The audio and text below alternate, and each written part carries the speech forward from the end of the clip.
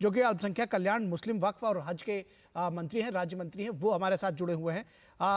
दानिश साहब, बहुत स्वागत है आपका। बहुत देर से आपको कनेक्ट करने की कोशिश कर रहे थे। आपसे जानना चाहेंगे, यूपी में मदरसों में अब विज्ञान प्रदर्शनी लगाई जाएगी। एपीजे अब्दुल कलाम जो हमारे पूर्व राष्ट्रपति रहे हैं और उनके जो वैज्ञानिक सोच है उसको अब प्रदर्शित किया जाएगा मदरसों में। क्या किस तरह से इस पूरे प्लान को आगे बढ़ा रहे हैं और क्या सोच रही है इसके पीछे? देखिए, बहुत धन्यवाद आपका। और देखिए, उत्तर प्रदेश की हमारी योगी सरकार हमारे प्रधानमंत्री मोदी जी के नेतृत्व में हमेशा सकारात्मक तरीके से समाज को आगे बढ़ाने की नीयत के साथ काम करती है। हम सब जानते हैं, प्रधानमंत्री मोदी जी ने कहा कि मुस्लिम समाज के नौजवानों के एक हाथ में कंप्यूटर और एक हाथ में कुरान होना चाहिए। उस सोच को हमारी योगी सरकार ने हमेशा आगे बढ़ाया।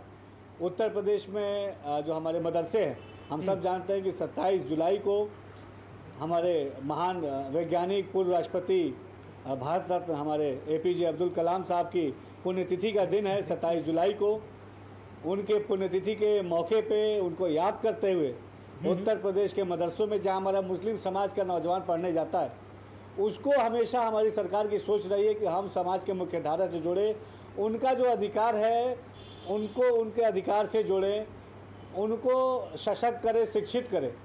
इस नियत के साथ साइंस एग्जीबिशन मदरसों में साइंस एग्जीबिशन 27 जुलाई को लगाया जाएगा। साइंस एग्जीबिशन के साथ साथ संगोष्ठी होगी, सेमिनार होगी विज्ञान के ऊपर।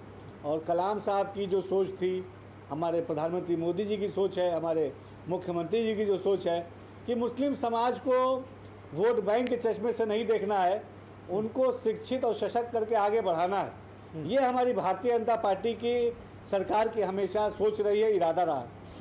इस नियत के साथ हम कल 27 जुलाई को उत्तर प्रदेश के मदरसों में साइंस एग्जीबिशन आयोजित करेंगे। और हमें पूरा यकीन है कि मदरसों में पढ़ने वाला बच्चा ये हमारे सरकार के सकारात्मक प्रयास से और देश की महान विभूतियों से प्रेरणा लेके समाज के मुख्य धारा से जुड़ेगा और हमारे देश का नाम दुनिया में रोशन करेगा। ठीक बात है। ये एक बड़ा परिवर्तन जो है, एक बड़ा बदलाव सोच में लेकर लगता है। कितना बदलाव आप मदरसों में किस पॉलिसी वाइज आप लोग लेकर आना चाहते हैं? क्योंकि पहले मदरसों में कंप्यूटर और विज्ञान की बातें कम से कम हम लोग को ये तो इतना तो लगता ही था कि वहाँ पर बहुत ज़्यादा वो होता नहीं है, लेकिन अब आप लोग उसको लेकर के आए हैं।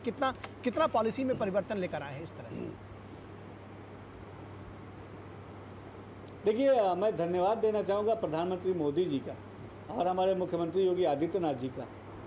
केंद्र में जब 2014 में सरकार बनी हमारी मोदी सरकार के, उत्तर प्रदेश में 17 में जब हमारी योगी सरकार बनी, तो हमने मुसलमानों के जो मूलभूत ज़रूरतें हैं उन ज़रूरतों पे काम किया।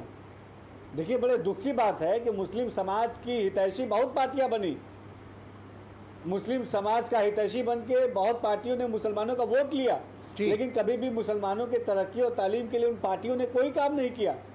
इसके इतर भारतीय जनता पार्टी, मोदी और योगी सरकार ने डे वन से ही मुसलमान के जो नौजवान है, मुसलमान समाज है, इसके उत्थान के लिए काम किया है। 2014 के बाद स्किल डेवलपमेंट की अगर बात की गई तो उसको मुसलमानों से जोड़ा गया। 2014 के बाद प्रधानमंत्री आवास की बात की गई, उसको हमने मुसलमानों से जोड़ा। आज देश के जो भी मुख्य धारा की जो योजनाएं हैं उसका 30% से अधिक उसमें हिस्सेदारी मुसलमानों को मिल रही है। और ये हमने वोट बैंक का चश्मा लगा के नहीं किया है। ठीक है, आपने जो वोट बैंक के जरूरत मुसलमान भाइयों को थी, ठीक है, खासतौर पर मुस्लिम नौजवानों की शिक्षा की अगर बात की जाए, जिस मदरसे को 2014 और 17 से पहले कांग्रेस और सपा के शासनकाल में अनदेखा किया गया था, केवल और केवल मदरसों के नाम पर राजनीति की गई थी, उस मदरसों को समाज के मुख्य धारा से जोड़ने के नियत के साथ हमने मदरसों में आधुनिक शिक्षा को जोड़ा। जी, आज मदरसे में पढ़ने वाला बच्चा दीन इस्लाम भी पढ़ता है और मैथ्स, साइंस, कंप्यूटर जैसे आधुनिक शिक्षा भी लेता है। मदरसों में हमने, उत्तर प्रदेश के मदरसों में हमने एनसीसी एनएसएस को लागू किया, उत्तर प्रदेश के मदरसों को हमने डिजिटल किया, उत्तर प्रदेश के मदरसों में हम आर्टिफिशियल इंटेलिजेंस पढ़ा रहे हैं, बहुत बढ़िया। प्रदेश के मदरसों में हमने ये तो खेल-कूद निश्चित की तौर पर गतिविधियों को ये बदलाव है शामिल कि आप किया। आर्टिफिशियल इंटेलिजेंस अगर उत्तर प्रदेश में मदरसों में पढ़ाया जा रहा है तो ये निश्चित तौर पर काबिले तारीफ है। दानिश आज़ाद अंसारी, आपने एक शब्द का इस्तेमाल किया कि हम वोट बैंक की पॉलिटिक्स नहीं करते हैं। दरअसल आपके जुड़ने से पहले जो हम जिस विषय पर चर्चा कर रहे थे वो तेलंगाना की रेवंत रेड्डी सरकार ने तबलीगी जमात की बैठकों के लिए बजट अलग से एलोकेट किया है। कितना डिफरेंस आप देखते हैं? आपको लगता है कि बजट एलोकेट करना, तुष्टीकरण की सियासत करना, उसके बजाय उस पूरी जमात को या मुस्लिम समुदाय को, उनके बच्चों को उनका बेहतर भविष्य देना, उनको एक बेहतर शिक्षा देना, ये ज़्यादा ज़रूरी है बनस्पत इस तरह की राजनीति से? देखिए, हमारा मानना है कि मुस्लिम समाज के नौजवान, इनको शिक्षा से जोड़ना, उनको रोज़गार से जोड़ना, ये इसकी आज ज़रूरत है। हमारी सरकार, हमारी सोच ये है, हमारे प्रधानमंत्री मुख्यमंत्री जी की सोच ये है कि मुस्लिम समाज के नौजवानों को तालीम देना है, क्वालिटी ऑफ एजुकेशन देना है, उनको समाज के मुख्य धारा से जोड़ना है। आज़ादी के 75 साल हो गए, आज भी मुस्लिम समाज किस तरीके से 2014 से पहले, 17 से पहले आर्थिक और सामाजिक रूप से पिछड़ा था। जो पासमानदा समाज की बात हमारे प्रधानमंत्री जी कहते हैं, जो पिछड़ा मुसलमान है, जो पासमानदा वर्ग कहलाता है, उसके उत्थान के लिए कभी किसी सरकार ने नहीं सोचा। जो हमारा पासमानदा मुसलमान है, उसको रोजगार की तरफ आगे बढ़ाने के लिए कभी किसी सरकार ने नहीं सोचा। लेकिन प्रधानमंत्री जी ने आज मुस्लिम समाज को ईमानदारी से आगे बढ़ाने का बीड़ा उठाया है। मुस्लिम समाज के ऊपर राजनीति ना करते हुए प्रधानमंत्री जी उनको सशक्त और शिक्षित करने की दिशा में आगे बढ़ रहे हैं।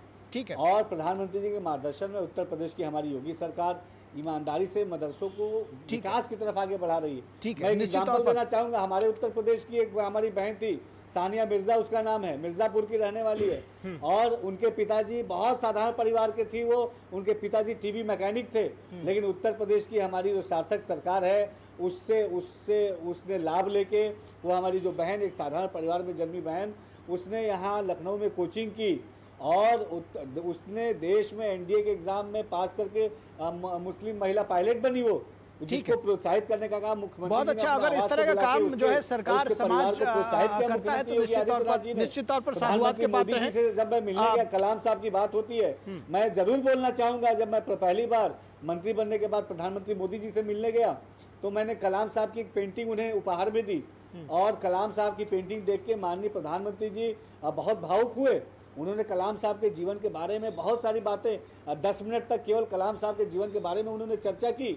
और उन्होंने कहा कि हमारे मुस्लिम समाज के नौजवानों को कलाम साहब से, वीर अब्दुल हमीद से, इनसे प्रेरणा लेने की जरूरत है। निश्चित तौर पर निश्चित तौर पे आज हमारे मुस्लिम समाज का नौजवान वो शिक्षित और सशक्त होकर आगे बढ़ना चाहता है। और हमारी मोदी और योगी सरकार उनकी इस भावनाओं का सम्मान करती है। बिल्कुल उनकी भावनाओं का सम्मान करती है। दानिश आज़ाद अंसारी, आपका पॉइंट आ गया। ठीक है, दानिश आज़ाद अंसारी जी, आपका पॉइंट आ गया। मैं चाहूँगा हम अपनी चर्चा को समेटें, उससे पहले मैं चाहूँगा कि लास्ट कमेंट्स आप तीनों लोग, विनोद जी, धनंजय जी और यश जी, आपके साथ शुरुआत करना चाहेंगे।